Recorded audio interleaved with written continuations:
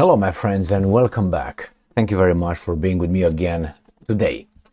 Now, if this piece of news comes to you as a surprise, that means you were reading and listening to the wrong media outlets. Why? Because they've been lying to you. And I'm talking about Russia wanting to negotiate and to reach a peace agreement. Obviously, the key point here is under whose terms, because we want peace, but it depends on the details, on whose terms. That's the most important thing. I want to make peace with you, but after you give me your house and your car, then I will stop beating you up. I'm a man of peace, but I want those things first. See, we all want peace, but the terms are the bitch here. So what's going on here? On the sidelines of the United Nations General Assembly, the summit that occurred in New York City, the Hungarian foreign minister, the fantastic Peter Szijjártó, which I like a lot, met the other guy, a monster, I would say, in terms of diplomacy, Mr. Sergei Lavrov of Russia. I know he's a bad guy, but hey, let's move on. They met and they discussed Ukraine among other things. And Peter Szijjártó, the foreign minister of Hungary, came out and said, well, Russia wants peace. The Russians want peace. Oh, can you believe that? But the terms, it's always the terms. Let's read this little article coming from the Ukrainians. Ukrainska Pravda, Saturday, the 23rd September 2023. Hungarian foreign minister claims his Russian counterpart wants peace talks. No surprise. But if you've been listening to these guys here in the American and in the West, they say the Russians don't want peace. You can't talk with the Russians. The Russians refuse to talk. Yes, sometimes they said, the conditions at this time could not be, how should I put it, providing the right environment for peace talks. They said that a few times, which was, what's his name, Peskov. Mr. Peskov came, the spokesman of the Kremlin.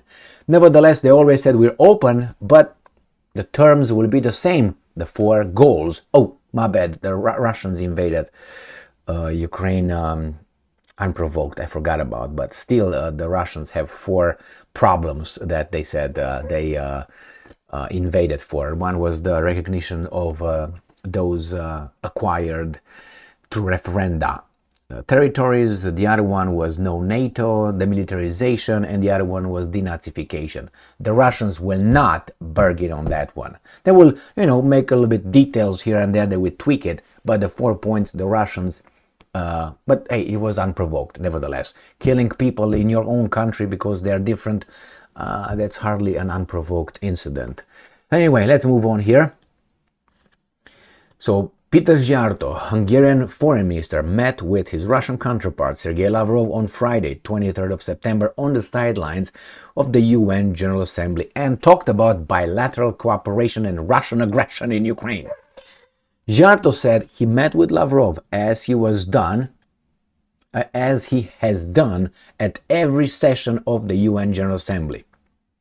I just covered an article before this one, and I uploaded a video saying that UK and the Russian had open channels of communication during the war regarding certain kind of things, negotiations. It's okay. But hey, if Szijjártó does it at the United Nations, that's a problem. When the UK does it, and I guarantee you the Americans are doing the same thing, well, yeah, it's normal, man, it's normal. But Szijjártó is a bad dude. Now, I'm quoting. It would be good if other Western politicians did the same, Szijjártó says. Then perhaps there would be more hope that peace would finally come to Ukraine, that the killings would stop and the human lives would be saved, he said. 100% agreeing with this, but one thing is to talk and the other thing is to act. It would be nice if after talking, those guys with big interest, using Al Capone in Ukraine will stop. But no, money is good. The Hungarian foreign minister added that one of the main topics of the discussions with his Russian counterpart was the war in Ukraine. And I'm quoting, our colleague Sergei Lavrov also informed us that Russia is ready for peace talks. Hey, did you hear that? He's ready. So when you hear Blinken and other mofos saying Russia is not ready, it's like, I tell you, well, you're not ready. Well, let me tell you if I'm ready. Don't tell me what I am or I'm not. Because if you can tell me that, then I can tell you what you are and if you're ready or you're not. So we're going to have a big problem. If I don't, how should I put it? Yeah, I'm ready to go. No, you're not ready to go. Okay, well, I guess I'm not ready. You decided for me. I'm not ready. But can I say the same thing? You're not ready to go. Yes, I am. No, because if that worked on my situation, that should work in the other way, in your situation. So you tell us what I'm ready for, that therefore I have the same right to tell everybody else what you are ready to do or not. No, because we're good, you're bad. Children stuff. Anyway, so it says Russia is ready for peace talks. Obviously, many details, remember, still need to be established. I sincerely hope that at some point circumstances will be created that will make it clear to both Ukraine and Russia that they should seek a solution at a negotiating table as soon as possible, end quote, he continued. It's Al Capone, it's not Ukraine, and it's not Ukraine, is the guys in charge of Ukraine, which are all Ukrainians, okay? Just look, okay.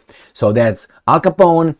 You got the guys in charge of the Ukrainian nation. They fight with the Ukrainian nation being decimated, not the guys in charge, not Al Capone, and definitely not the interest they have in the United States as the bully. They just release the collar and you just send the dog to attack. And the dog actually doesn't attack, goes and instruct another dog to have other people take the hot potato from the fire. Who are those? Zelensky, Stein, and all those guys. You know them. The foreign ministers of Hungary and Russia also discussed cooperation in the energy sector and all areas not affected by sanctions. I think you believe me that I'm reading that. And the scandal over a Russian textbook that called the Hungarian Revolution of 1956 fascist. Okay. Relations between Ukraine and Hungary in recent months have been strained due to scandalous statements made by the Hungarian leadership about Ukraine, as well as Budapest obstruction of EU sanctions. If you know the details, then you would understand that what these guys said in recent months strained due to scandalous statements. I don't think they made any scandalous statements. I think they were accurate and they told their counterparts their concerns in Zakarpattia and so on. But nevertheless, and the national interest of the Hungarians, where is that playing in all this scheme of things? Nowhere. Seems like only these guys in charge of Ukraine have interest. No other country is allowed to have. Now it's my time. In turn, the Hungarians have demanded that Kiev resolve controversial issues regarding the situation of the Hungarian minority in Transcarpathia. Talking about it. At the same time, Hungary consistently supports the territorial integrity of Ukraine and condemns Russian aggression. Last month, Peter Giarto expressed confusion as to why supporters of a ceasefire and peace talks are being criticized. If you haven't, please do go on YouTube and listen to Peter Giarto's interviews with weasels. British weasels, mind you, interviewing him and how he smacks them, about the European Union, about the immigration and about culture and so on.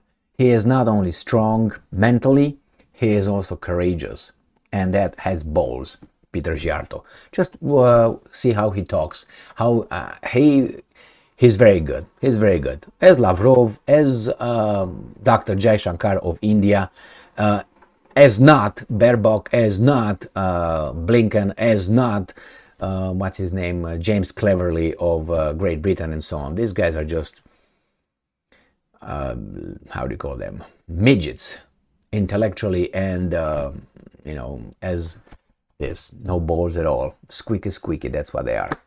Thank you very much for being with me again today. So remember, the Russians want to negotiate, all right? They want. Here's what you said. All right, they want, let me see what the hell that is, wants peace talks. Now you can say, well, it's just talk. Well, it's just talk, but why do you ask these guys then? Hey, you want to talk? And when they tell you, like some people say, well, you want to go Friday, I don't know, to swim in the lake? And the other guy says, yes, I want. Yeah, I want to go. And you say, well, no, you don't want to go. No, you don't want to go. What the hell? You just asked me. And I gave you the answer. Yeah, but I know better. You don't want to talk. You don't want to go and swim. Why in the fuck you ask me then? I met this kind of people that they know better. They ask you, and then when the answer doesn't coincide with what they have in the brain, they say, no, you don't want that. That means I lied to you. That you call me a liar then. Why do you even bother to ask me then? You want to go swimming? Beat it. Thank you very much for being with me again today. Stay strong, stay smart, look for the truth, and be just.